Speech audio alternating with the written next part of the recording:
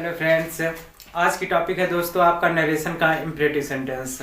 जैसा कि आप सभी जानते हैं, नरेशन में जो मूल नियम होते हैं उनको ध्यान में रखते हुए ही नरेशन के नियम बाकी नियम चेंज होते रहते हैं। जैसे हर प्रत्येक सेंटेंस का नियम बदलता रहता है। आपने असर्टिव सेंटेंस में कुछ और नियम पढ़ा था और इंट्रोगेटिव सेंटेंस में कुछ और नियम पढ़ा था, वैसे ही आपका इम्परेटिव सेंटेंस में नियम आपका बदल जाता है। बदलने का मतलब यहाँ पर कुछ भिन्न हो जाते हैं। तो सबसे पहले आइए दोस्तों आपको इम्परेटिव सेंटेंस की पहचान करवाते हैं। तो इम्परेटिव सेंटेंस दोस्तों याद रखिएगा, ये हमेशा वर्ब प्लस ऑब्जेक्ट या फिर कॉम्प्लीमेंट होता है। इसमें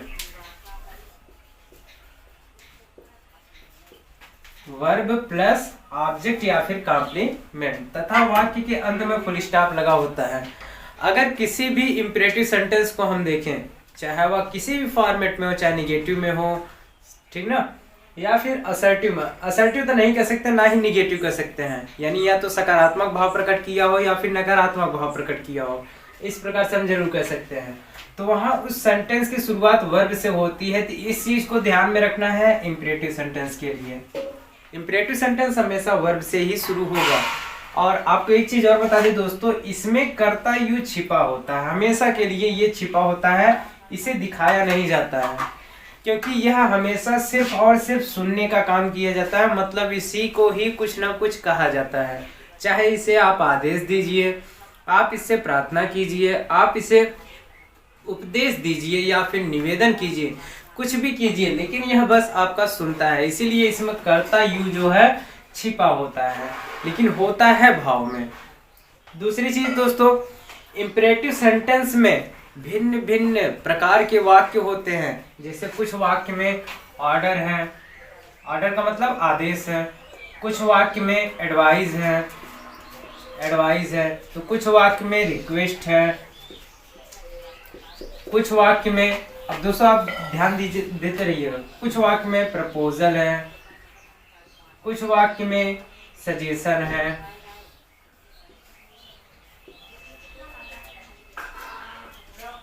यानी कहने का मतलब और भी होते हैं दोस्तों, जैसे सजेशन के बाद प्रपोजल, सजेशन, बस इतना ही समझिए, इतना ही काफी आपके लिए। देखिएगा, हमने बताया कि वाक्य में ये कई भाव देता है। ऑर्डर दे रहा है, एडवाइस दे रहा है, रिक्वेस्ट दे रहा है, प्रपोजल दे रहा है और सजेशन दे रहा है। कहने का मतलब यहाँ पर वाक्य तो एक ही प्रकार के रहेंगे, यानी वर्ब की शुरुआत सबसे होगी, लेकिन वाक्य का भाव क्या है, वाक्य का अर्थ क्या है, उसके हिसाब से इसके नियम चेंज होते रहते हैं, जैसे कि आप यहाँ पर देख रहे हैं इन सभी में। अब आपको ये भी बता दें दोस्तों, अगर आपको इसके बारे में जानकारी ना हो तो आप हमारे पिछले सेंटेंस की वीडियो को जरूर देखें, जिसमें इम्परेटिव सेंटेंस आपको बहुत ही अच्छे तरीके से एक्सप्लेन किया गया है। आप उसे जरूर देखिएगा, तभी ये टॉपिक आपको समझ में आएगा। अन्यथा आप बस वीडियो को ही देखेंगे लेकिन समझ में आपको नहीं आएगा कि कैसे चेंज हुआ। इसलिए हम आपसे रिक्वेस्ट करेंगे कि आप जाके पहले सेंटेंस की वीडियो जरूर देखें। तो दोस्तों आते हैं इम्परेटिव सेंटेंस, यानी ये कहता है कि अगर डायरेक्ट स्पीच के रिपोर्टेड स्पीच में, आपको ये भी पता होगा कि रिपोर्टेड स्पीच का मतलब इन्वर्टेड कामा के अंदर का सेंटेंस दोस्तों। तो इन्वर्टेड कामा के अंदर का सेंटेंस यदि वर्ब प्लस ऑब्जेक्ट या कॉम्प्लीमेंट से शुरू होता है, कहने का मतलब वह आपका इम्परेटिव सेंटेंस होता है।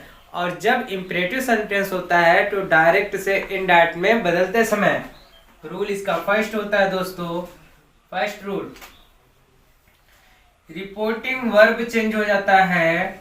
रिपोर्टिंग वर्ब कहने का मतलब यहाँ पर सैड हम लिख सकते हैं, सैड चेंज हो जाता है दोस्तों ordered, requested, advised, proposed, suggested, ETC में परिवर्तित हो जाता है। यानी जितने प्रकार के ये भाव देगा उतने प्रकार की ये रिपोर्टिंग वर्ब को चेंज करेगा। आदेश होने पर ऑर्डर में, निवेदन होने पर या प्रार्थना व्यक्त करने पर रिक्वेस्ट में, सलाह व्यक्त करने पर एडवाइस में, और सुझाव या प्रस्ताव देने पर जैसे कोई प्रस्ताव हम देते हैं, कहते हैं कि आओ चलो हम घूम आए, या हम घूम आए, तो मतलब वहां पर प्रपोजल होता है दोस्तों, क्योंकि प्रस्ताव होता है उसके लिए भी अपने लिए भी। फिर होता है सजेशन। सजेशन का मतलब जैसे ये मत करो, वो मत करो, तो मतलब यहाँ आपका सुझाव होता है। तो इस प्रकार के जितने वाक्य होते हैं उतने आपका सेंस, मतलब उतने ही प्रकार के आपका यहाँ पर रिपोर्टिंग वर्ब चेंज होता है। दूसरा नियम, इन्वर्टेड कामा को हटाते समय, इन्वर्टेड कामा को जब भी हटाएंगे तो वहां पर कुछ ना कुछ जरूर प्रयोग होता है। लेकिन यहाँ पर अगर आपका इंपेरेटिव सेंटेंस है दोस्तों, तो यहाँ इंपेरेटिव सेंटेंस में इन्वर्टेड कामा को हटाते समय कनेक्टिव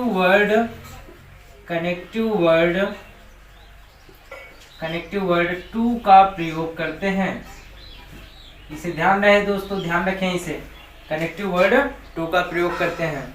और तीसरा नियम ये होता है कि इसमें ध्यान दीजिएगा, इसमें अब कोई परिवर्तन नहीं किया जाता है।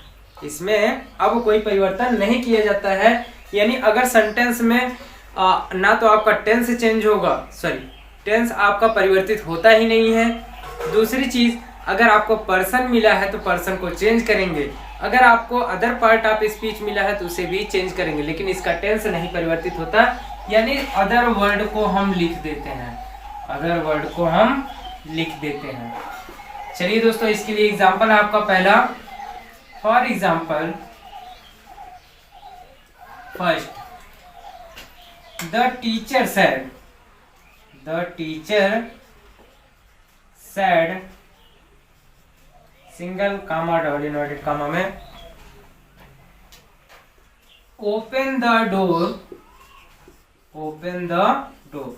छोटा सेंटेंस लेते हैं दोस्तों आपको ताकि समझ में आए, ऐसा नहीं है आप समझ सके इसलिए हम सेंटेंस छोटा लेते हैं। अब जैसे देखें हम वाक्य को दोस्तों, कह रहे हैं the teacher said single comma double inverted comma में ओपन द डोर। अब ओपन द डोर में अगर हम देखें तो ओपन एक वर्ब है और द डोर इसका ऑब्जेक्ट है। तो जैसे कि हमने यहाँ पहले ही बताया था कि इंपरेटिव सेंटेंस जो होता है उसकी शुरुआत हमेशा किससे होती है दोस्तों, वर्ब से होती है। किससे होती है दोस्तों, वर्ब से। यानी पहला टॉपिक आपका मिल गया। और दूसरी चीज यहाँ पर या तो ऑब्जेक्ट हो गया या फिर कॉम्प्लीमेंट, तो यहाँ आपको ऑब्जेक्ट मिल गया द डोर के रूप में। तो अब डायरेक्ट से इनडायरेक्ट जब बदलेंगे तो बस आपको दो चीज का ध्यान रखना है कि यहाँ पर सैड को किसमें चेंज करना है। अब सैड को किसमें चेंज करेंगे, आदेश होने पर ऑर्डर में, निवेदन होने पर रिक्वेस्ट में, सलाह व्यक्त होने पर एडवाइस में, और प्रस्ताव व्यक्त करने पर प्रपोजल में, और सुझाव व्यक्त होने पर दोस्तों सजेस्टेड में चेंज करेंगे। तो देखिएगा, वाक्य पढ़िए तभी समझ में आएगा। कह रहे द टीचर सेड, अध्यापक ने कहा, ओपन द डोर, दरवाजा खोलो। तो एब्सोल्युटली मैं कह सकता हूं कि आप भी समझ गए होंगे कि यहाँ पर क्या है। अगर टीचर आपको कह रहा है कि दरवाजा खोलो, मतलब वह आपका आदेश होगा, और आदेश होने की स्थिति में रिपोर्टिंग वर्ब आपका चेंज होगा दोस्तों ऑर्डर्ड में। यहाँ आपका हो गया द टीचर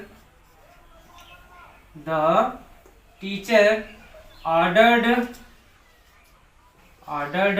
अब उसके बाद इतना कंप्लीट करने के बाद इन्वर्टेड कामा जब हटाएंगे तो कनेक्टिव वर्ड टू का प्रयोग करेंगे। तो यहाँ पर प्रयोग हो गया to, the teacher ordered to open the door.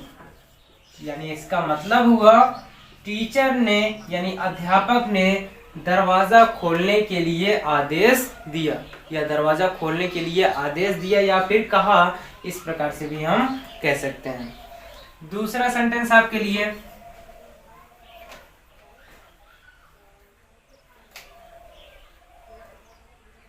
जैसे ही said single comma double inverted comma में, single comma double inverted comma में आपका दोस्तों help the poor and needy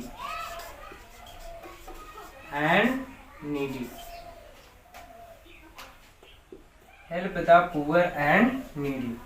दोस्तों वाक्य को देखें, कह रहे हैं ही सेड, उसने कहा, help the poor and needy. कह रहे हैं कि हेल्प द पुअर यानी गरीब की मदद करो, एंड नीडी जरूरतमंदों की, गरीब और जरूरतमंद लोगों की मदद करो। कहने का मतलब आपको हमने सेंटेंस की एग्जांपल, सेंटेंस की परिभाषा के तहत आपको बताया था दोस्तों कि ऑर्डर और रिक्वेस्ट लगभग एक जैसे होते हैं। इनकी पहचान बस इतनी होती है कि अगर कार्य सतत है, जो हमें हमेशा करनी चाहिए, जो हमें हमेशा करने के लिए कहा जाए, या फिर जो हमें कभी नहीं करना चाहिए, वह सॉरी दोस्तों, यहाँ मिस्टेक हो गया, सॉरी यहाँ पर हम देखेंगे एडवाइस, यहाँ पर भी सॉरी, एडवाइस और ऑर्डर में, एडवाइस और ऑर्डर में भिन्नता होती है। रिक्वेस्ट जो होता है उसकी पहचान ये होती है प्लीज या काइंडली शब्द, लेकिन ऑर्डर और एडवाइस दोनों एक जैसे होते हैं। जैसे यहाँ पर देखो ओपन, तो ओपन भी एक वर्ब था, यहाँ पर हेल्प भी एक वर्ब है, दोनों की शुरुआत वर्ब से हुई है, दोनों की सेम सिचुएशन। यहाँ पर ऑब्जेक्ट के रूप में द पुअर एंड नीडी है, तो यहाँ पर ऑब्जेक्ट के रूप में द डोर है। तो कह रहा है हेल्प द पुअर। अब इसका मतलब अगर आपको गरीब की मदद की करने के लिए कहा जा रहा है या जरूरतमंद की, कहने का मतलब आप श्योर हो जाइए अगर कोई काम सतत रहने वाला है तो वह आपका एडवाइस होता है, और जो कार्य सतत नहीं रहता मतलब उसे तभी करना चाहिए जब कहा जाए, तो वह आपका ऑर्डर होता है। इन दो चीजों को आप ध्यान में रखिएगा। तो इस प्रकार से यहाँ से ये बोध हुआ कि ये आपका दोस्तों क्या है, एडवाइस है। एडवाइस होने पर रिपोर्टिंग वर्ब को चेंज कर देंगे एडवाइज्ड में, यानी हो जाएगा ही एडवाइज्ड, ही एडवाइज्ड।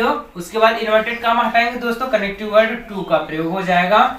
उसके बाद शेष सेंटेंस यानी अदर वर्ड हम लिख देते हैं। तो शेष सेंटेंस में जो कुछ भी है, अगर इसमें देखेंगे दोस्तों आपको पर्सन मिलता है। पर्सन का मतलब आई मिल जाए, मी मिल जाए, या माई मिल जाए, यू मिल जाए, योर मिल जाए, या फिर वी मिल जाए, आवर मिल जाए, या फिर अस मिल जाए, तो उसे चेंज करेंगे और अन्यथा कुछ भी परिवर्तन नहीं होगा। उसको जैसे है वैसे ही लिख देंगे, help the poor and needy,